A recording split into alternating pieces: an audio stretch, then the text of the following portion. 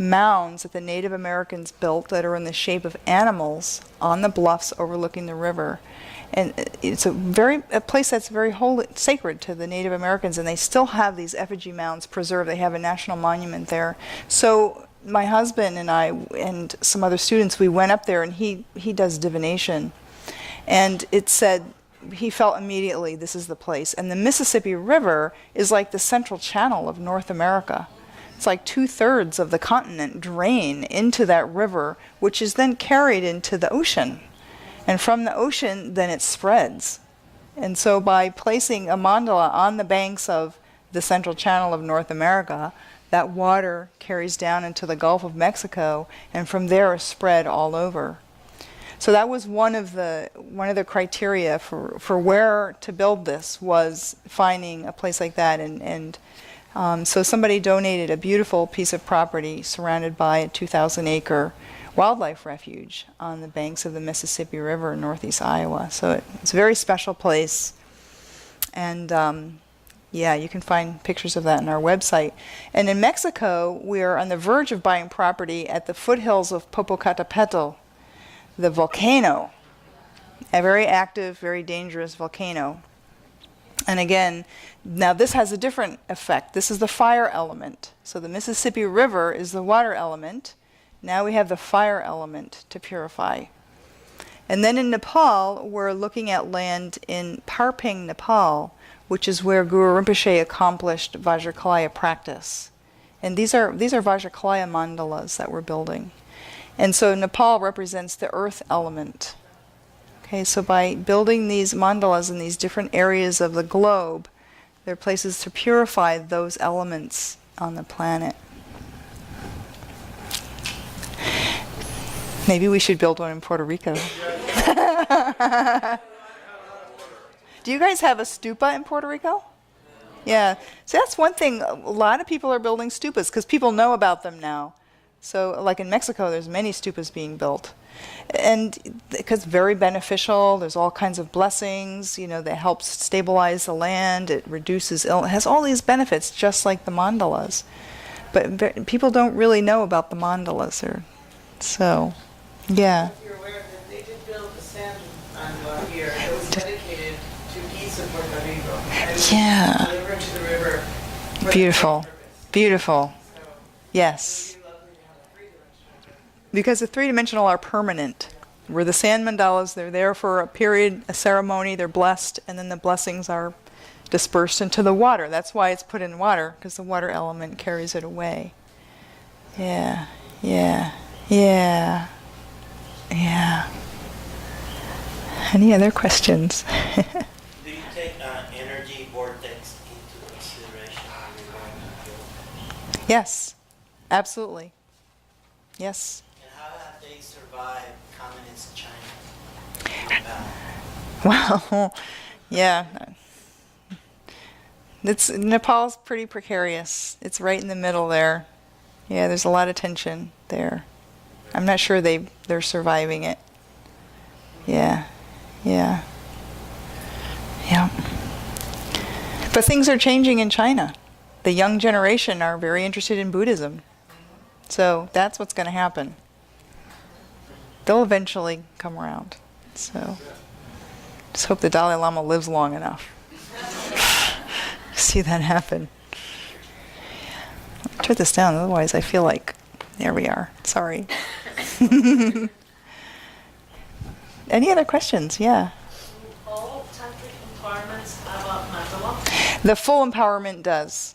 Yes, when you get the complete empowerment, which takes several days, they always make a mandala. They don't always make a san mandala. Sometimes they're made out of different substances. Like in the Vajrakalaya empowerment, there are all these purbas placed on a platform that has the design painted on it.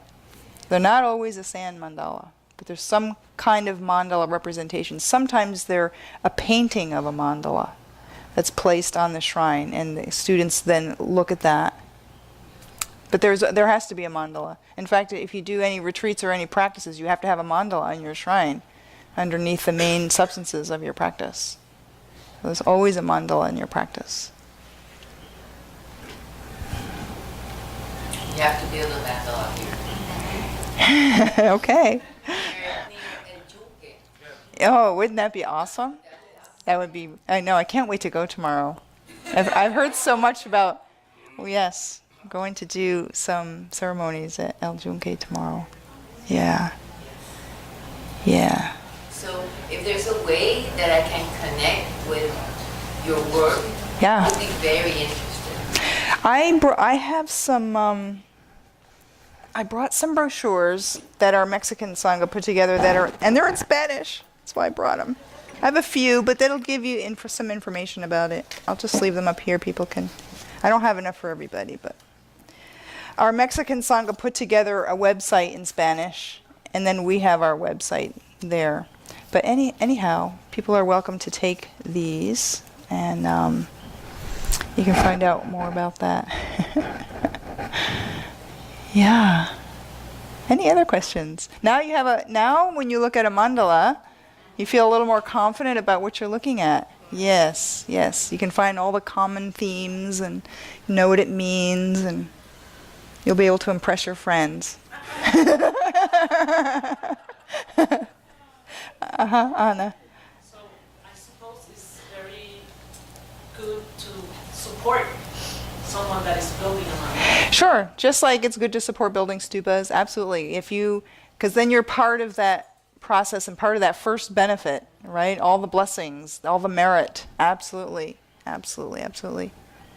Yeah, it's always good to support, like your Lama's building the Maitreya statue, right? All these things, it's very good to support those projects. Because those things are going to benefit long after we're gone, right? They're made for that. So, it's little drops in the ocean that we can add. Yeah. Yeah, any other questions? Nice. Thank you for letting me use you as guinea pigs for my PowerPoint presentation. It's kind of a nice medium. I think it works, Otherwise, it's hard to talk about these visual things, So, I'm pretty pleased with it. Yeah. Okay, great. I was learning how to use the program as I was making it, so I'm pretty proud of myself for that. Yeah. Who is going to build this? Who is going to build these? People? Who's going to build the Vajraklaya mandalas? Well, the actual builders will be craftsmen from Nepal. They're coming to Yeah, well, or some of it's being built in Nepal and we're shipping it. So like all the deity statues, they have to be made by artisans, Yeah, in Nepal. And then it gets shipped. But first we have to build the temple. Because unlike a stupa, most of these mandalas are inside a temple. So first we have to build the temples. Then inside the temples go the mandala. And in the ones that we're building, we're not doing it where we're keeping it up on the third floor hidden from everyone. It's going to be right in the main temple. You walk in and there it is. And then a mezzanine to see because it'll be 2 or 3 stories big. So a mezzanine to see the upper stories. Yeah. And open to the public so people can come in and see it. So, yeah. It's expensive, right? It's expensive, absolutely. Oh yeah. Oh yeah. How's the reception in the area to having this built in Iowa? So far, great. Yeah. You wouldn't think so. People are like, Iowa, why are you in Iowa? Yeah, no, but actually, there's a Zen group that's been there for 30 years, so we're not the first Buddhists. And of course, the Dalai Lama has this big place in Madison, Wisconsin, and he goes to Minnesota. So, people there are very receptive and very curious about it. Yeah. So far. Yeah. Yeah. So we're kind of a tourist attraction in the area because we do have a small temple with a very old Buddha statue, 1,000-year-old Burmese Buddha statue that we built this little temple for, and we're like a tourist attraction for the area, so we get a lot of visitors that are just curious to see this Buddha up on the bluff there. So far, people are very receptive. I have found that in general, people in Iowa, they're very sort of nonplussed by things. They pretty much accept, whatever you do is okay. Yeah. Yeah. It's a swing state. That's right. That's right. And this area where we are, there's Amish, there's Mennonites, there's a lot of there's the Maharishi people. There's already a lot of alternative things going on. So, yeah. Yeah. Now, Cholula, Mexico, that's going to be interesting. That's like, I think there's 230 Catholic churches right in that little town. They all go off with their fireworks every day. So that's going to be interesting. Yeah, Cholula will be interesting. But, yeah. Before we leave, we know you're coming tomorrow again. Yeah. Could you give us a little prelude of what you're going to do? Sure. Tomorrow, Veronica asked me to give some teachings on the dissolution of the elements during the death process.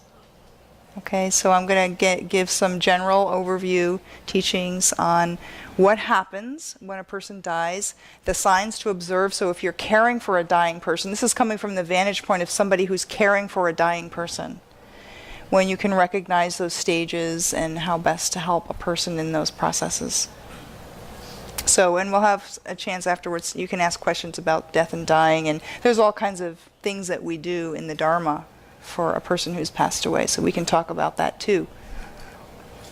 Okay. Are we going to meditate as well? We can. Yeah, yeah, yeah. Yeah, any other questions?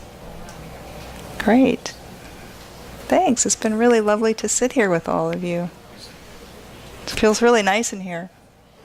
It's a nice space you guys have. Thank you for providing the space for other people to come and hear the teachings. It's a lot of work maintaining Dharma centers, I know. So kudos to you, and rejoice in your merit and all your effort to make this happen. Really, really good.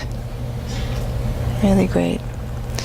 So, we're going to say our dedication prayers and a long life prayer, yeah? Ok, vamos a leer la dedicación, pero tenemos una petición especial de nuestra exdirectora Angie García para que dedicamos esta actividad, esta virtud que hemos creado esta noche para su sobrino Fernando Colón, que falleció hace 2 semanas. Así que por los méritos de esta virtud pueda alcanzar rápidamente el estado de un Guru Buda y pueda llevar a este estado a todo ser sin excepción. La mente de iluminación es suprema y muy preciada, que donde no ha surgido surja, que donde ha surgido no disminuya, que cobre cada vez más fuerza. La visión correcta del vacío es suprema y muy preciada, que donde no ha surgido surja, que donde ha surgido no disminuya, que cobre cada vez más fuerza.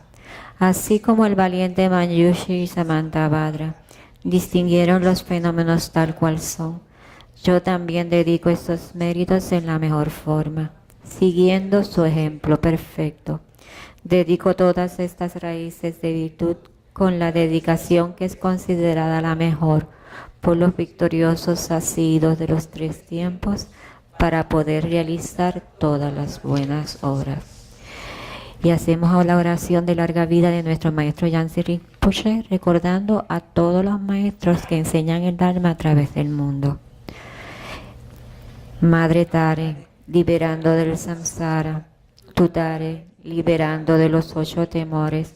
Tara, Madre que libera, por favor otorga el don de la longevidad. Por las bendiciones de los gurús raíz y del linaje, por los logros espirituales de los yidams, dioses y diosas, por los métodos hábiles de las dakinis y los protectores del Dharma, que podamos realizar gozosamente la esencia de nuestras esperanzas. Kendun Tenzin, eres afable, benevolente y bondadoso. Por favor, permanece con nosotros durante una larga vida. Expande tus actividades iluminadas en todas las direcciones y continúa madurando y sustentándonos a mí y a todos los seres sintientes.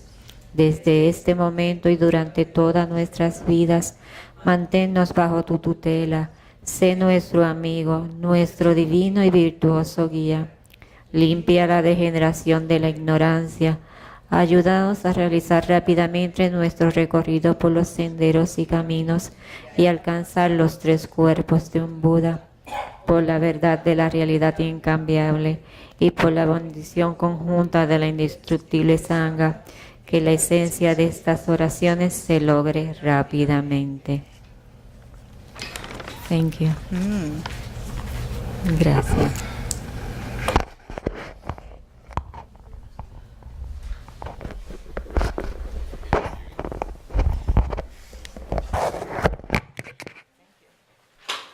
That's a very nice system you guys have.